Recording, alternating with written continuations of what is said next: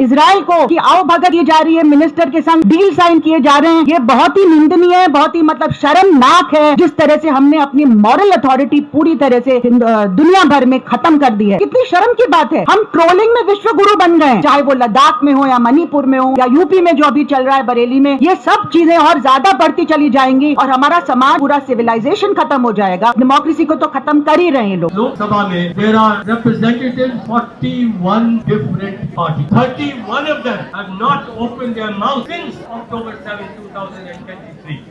छोड़ो, मैं ये नहीं कह रहा हूँ कि आप निर्णय दो, they have not opened their mouth. कुछ देना. Why? Because they have swallowed this nonsense that if you speak about Palestine.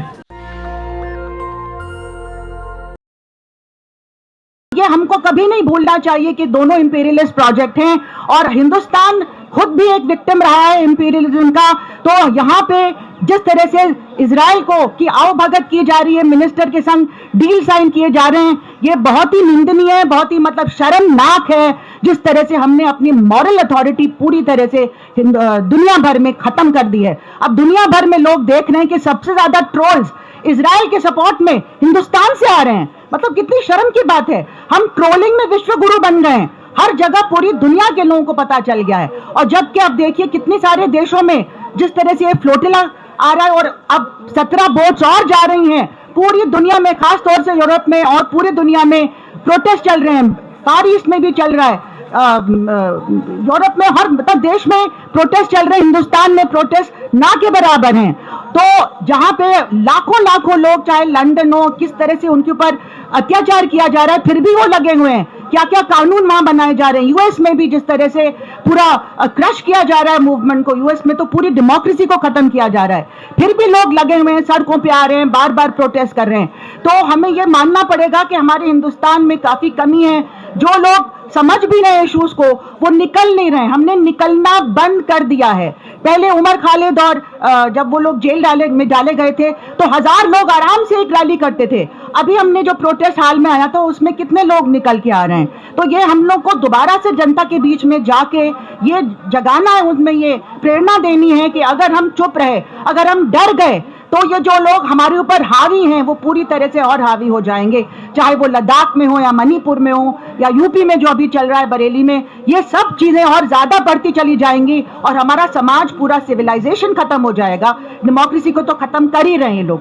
इसलिए हमें इस तरह के कार्यक्रम और करने हैं और लोगों के बीच जाके जिस तरह से शार्पली, क्लैरिटी के साथ प्रियंवदा ने यहाँ पे बात अपनी रखी थी, उसी चीज को हमें और आगे बढ़ाना है। और आई एम होपिंग कि कहीं ना कहीं इसका अंजाम होगा with freedom of Palestine.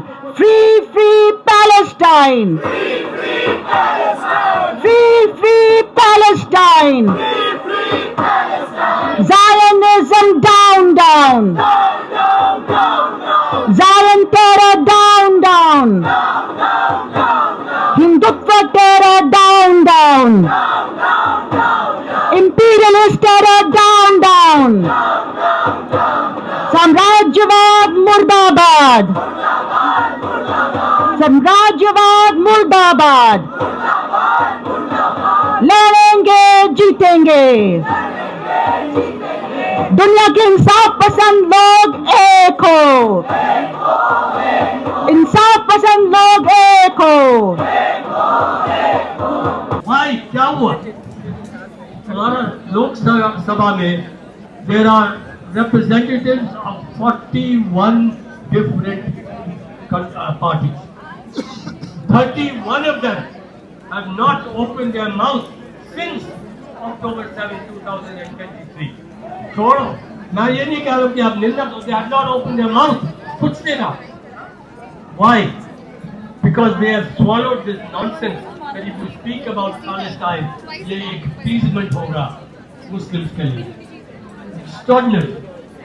This is something that we have to understand, and what it means is that we have to understand two things are connected together: India, Hindutva, and Zionism.